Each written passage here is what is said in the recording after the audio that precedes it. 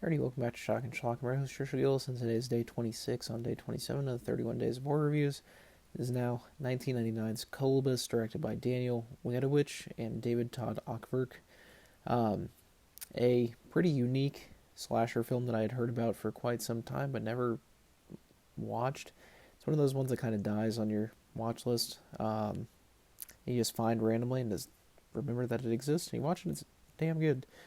So this film follows this group of five young adults who agree to live in this lodge for a period of time and have their daily activities filmed, sort of like a Big Brother TV show sort of thing.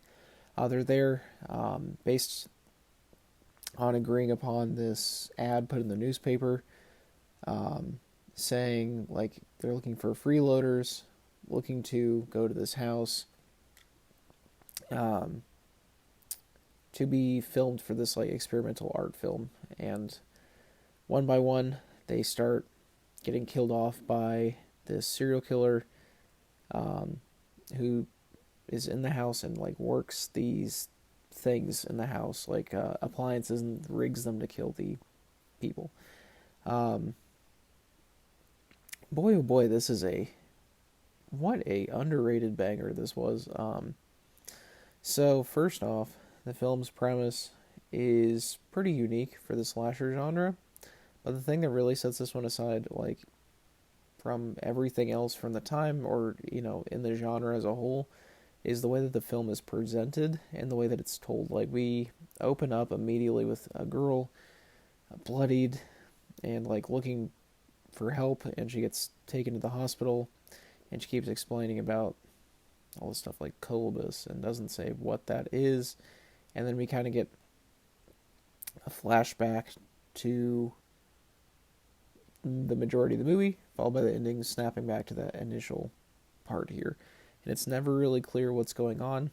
You do, of course, find out by the ending, but it's not spoon-fed to you how everything fits together into this one. And I think the characters in this are pretty decent.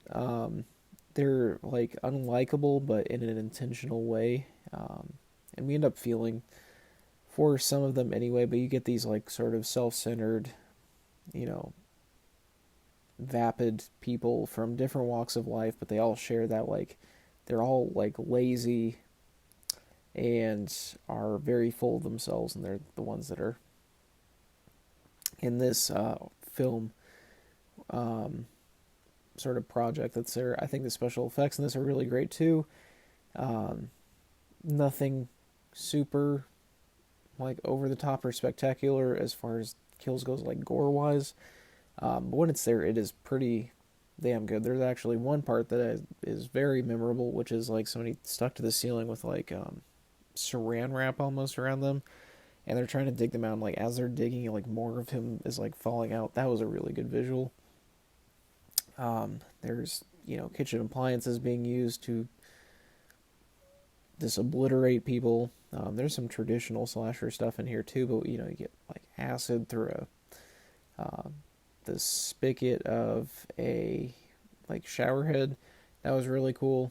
I think the main character in this is also pretty likable. Kira, played by Amy Weber, I think she does a great job in her role here. Or Kyra, I think it was Kyra actually. Yeah, it's really good. Linnea Quigley's in this briefly as well. It seems like she's in everything, but it was kind of a surprise to see her in this too. She's not a major character, but it's a nice little cameo there. But this plays with the trappings of both the haunted house movie, the slasher movie, the cerebral psychological thriller, and kind of throws it all into this late 90s package. And it's not quite the 2000s yet, but this does feel very Y2K in a lot of ways. So I feel like people that are into those type of movies are going to really enjoy this as well. So yeah, give it a shot. I really, really enjoyed this one. It's hard for me to explain why this one worked so well. It did. It's really fun. It's paced really well.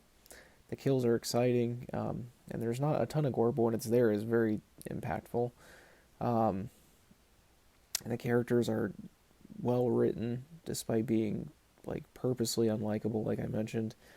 and it's just a really unique, like, late 90s slasher. It was direct to video, but it's very ambitious for both that and its budget. So yeah, highly recommend it. I really enjoyed this one a lot. I give it a 5. It's one of the...